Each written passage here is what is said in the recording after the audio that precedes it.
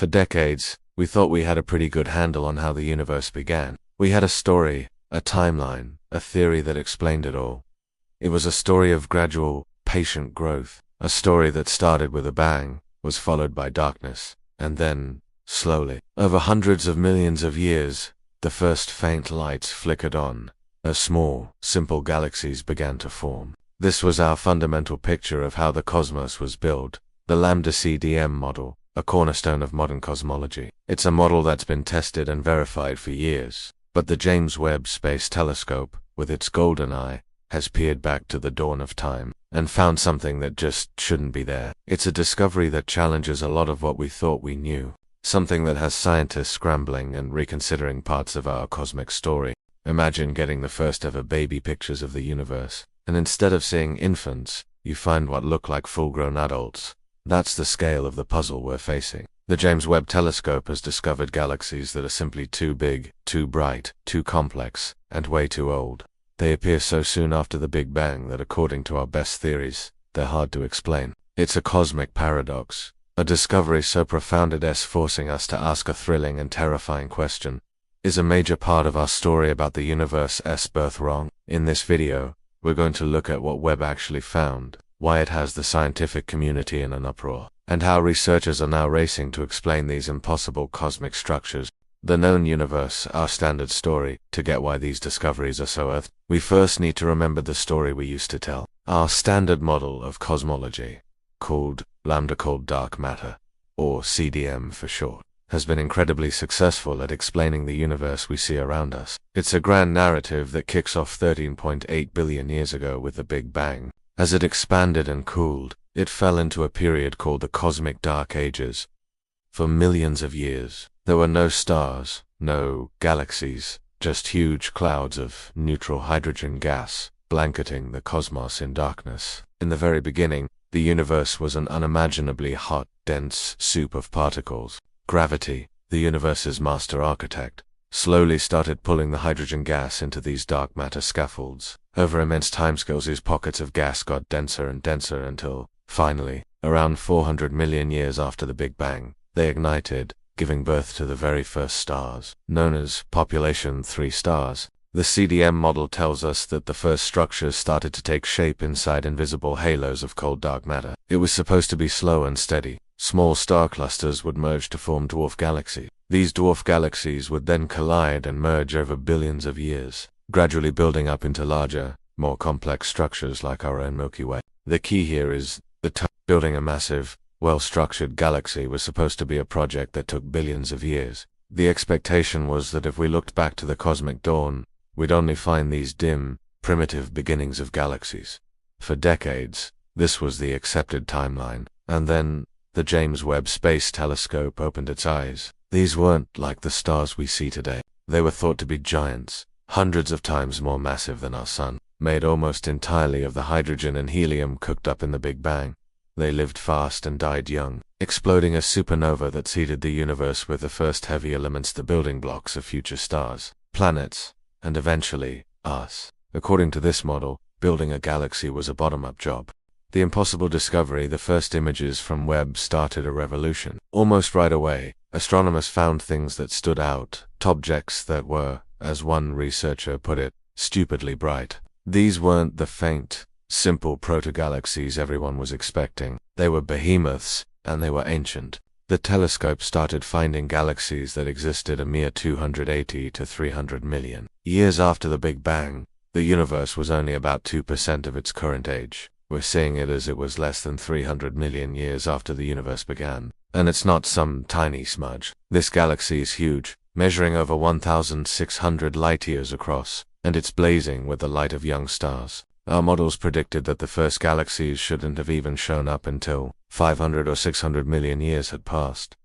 And yet, here they were. Early surveys suggest the brightest, most massive galaxies in the early universe are over 100 times more common than any model predicted. They're so numerous that some have been nicknamed red monsters, huge, dusty galaxies packed with stars, each nearly as massive as our own Milky Way. But seen in the first billion years of the cosmos, a galaxy called Ruby-Zu, DSQ, GZ7, seen just 700 million years after the Big Bang, had already stopped making stars. According to our models, galaxies in the early universe should have been in a frenzy of star building, not heading into early retirement. Finding a massive, quiet galaxy this early directly challenges our ideas about how galaxies grow and when they stop. The discovery of these objects has left astronomers stunned. These structures are so large and complex, so early in the universe's history, that they simply shouldn't exist according to the standard story. It's a discovery that, as one researcher put it, is simply bananas. When astronomers analyzed its light, they found something even more baffling: the clear signature of oxygen. In astronomy, any element heavier than hydrogen and helium is called a metal, and these metals are forged inside stars and scattered through space when they die. Finding oxygen in a galaxy this young is like finding a teenager who's already a grandparent. It implies that multiple generations of massive stars had already been born, lived out their lives, and exploded to enrich the galaxy with these heavier elements. That whole process was supposed to take way longer. The discovery suggests Jade was already chemically mature when we thought galaxies should still be infants. One of the most stunning examples is a galaxy named JG SC140. It's currently the most distant, and therefore earliest, confirmed galaxy we've ever seen. But the shock wasn't just its size and age. And it isn't alone. Webb is finding these impossibly bright and massive galaxies in shocking numbers. Even more perplexing, some of these ancient giants are already dead. The scientific scramble and compounding mysteries. The existence of these universe breakers has thrown cosmology into a state of thrilling chaos. The main problem is speed. The standard CDM model is built on the idea that gravity works slowly and patiently. There just doesn't seem to be enough time between the Big Bang and when these galaxies appear for gravity to have collected enough dark matter and gas to build such enormous structures. As astronomers look deeper, they're finding other objects that add new layers to the mystery. The most significant of these are the lonely The math just doesn't add up. They're some of the brightest things in the cosmos. According to theory, for a black hole to get supermassive and power a quasar so early in the universe, it needs a ton of fuel. As researcher Anna Christina Eilers put it, it is difficult to explain how these quasars could have grown so big if they appear to have nothing to feed from. The existence of these lonely quasars suggests we're missing a big piece of the puzzle of how the first supermassive black holes formed. It is showing us a universe that seems to have grown up faster and more efficiently than we ever imagined. The tidy, gradual story of cosmic evolution is being replaced by a picture of chaotic, rapid formation that challenges our current explanations. But it also found something else, something that makes no sense.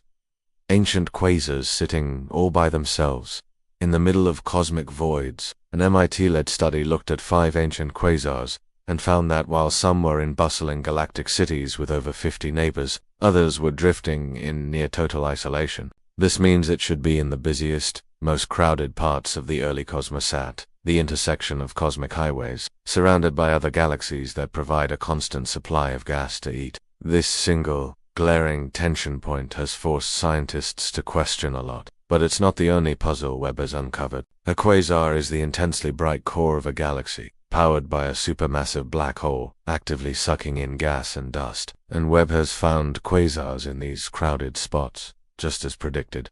This is a huge contradiction. How could these black holes grow to billions of times the mass of our sun, if they were starving in a cosmic desert? From impossible galaxies to lonely quasars, the James Webb Space Telescope isn't just making small tweaks to our theories.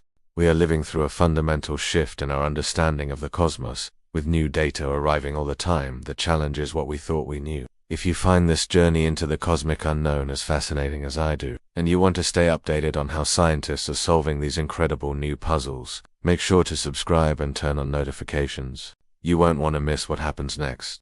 Exploring potential explanations, the scientific community hasn't been broken by these discoveries. It's been energized. This is what science is all about. A beautiful theory confronting some challenging facts. The problem of these impossible galaxies is the most exciting kind of problem to have, and it has sparked a flood of new ideas as researchers race to figure out what's really going on. One of the leading ideas is that star formation in the early universe was just far more efficient than we thought. Our current models are based on how galaxies form stars today, where only about 10 to 20% of the available gas turns into stars. The standard theory says supermassive black holes grow slowly from the seeds of dead stars. But what if they didn't? What if, in the early universe, gigantic clouds of primordial gas could bypass making stars altogether, like astrophysicist Stacy argue that these findings support an alternative theory of gravity known as modified Newtonian dynamics, or MON. This theory suggests that gravity is stronger on galactic scales than Einstein's theory predicted, which would let structures form much more quickly without needing dark matter. While this is still a fringe view, the fact that Webb's data seems to line up with some MOND predictions has brought the theory back into the discussion. The very fabric of our cosmic understanding, the roles of gravity, dark matter, and the timeline of creation is now up for debate, and collapsed directly into a massive black hole, tens of thousands of times the mass of the Sun. These direct collapse black holes would provide the massive gravitational anchors for galaxies to form around them with incredible speed. This could explain the rapid growth of the galaxies, and also the existence of those lonely which could have formed from a single, isolated cloud without needing a whole city of galaxies to feed them. But maybe the conditions in the primordial cosmos were different. If a galaxy is hiding a rapidly feeding black hole at its center, the brilliant glare of that hidden quasar could make the whole galaxy appear much brighter and more massive than it really is. This could elegantly connect two of Webb's biggest mysteries. Maybe the massive black holes didn't come after the galaxies, maybe they came first. Some theories suggest that in the early universe, gas clouds were so dense and pure they could collapse into stars with breathtaking speed. Before the first supernova had a chance to blow the rest of the gas away, this would allow a much higher percentage of gas to turn into stars, creating intensely bright galaxies very quickly. This could help explain why galaxies like JHG C140 are so bright without them needing to be quite as massive as they first appear. Another possibility is that the extra brightness isn't from stars at all, but from those mysterious supermassive black holes. This leads to a more radical idea: direct collapse black holes. Finally, there is the most dramatic and controversial possibility that something is off with the standard model of cosmology itself. The James Webb Space Telescope was built to answer questions about the early universe, but no one predicted it would challenge the very story of our origins so profoundly. The discovery of galaxies that are too massive, too mature, and too numerous, alongside quasars that are too big and too lonely, is not a failure of our scientific models. It is the signature of a paradigm shift. We are not watching a theory break, we are watching it evolve in real. These impossible discoveries have thrown open the doors to a new frontier in cosmology. They're pushing scientists to devise new theories for how stars are born, how black holes grow, and how the fundamental forces of the universe sculpted the first light out of the darkness. The neat and tidy story we once told about a slow, gradual creation is being replaced by something more chaotic, more dynamic, and frankly, more interesting. The universe, it turns out, was in a hurry, and thanks to the James Webb Space Telescope, for the first time in human history, we are finally able to keep up.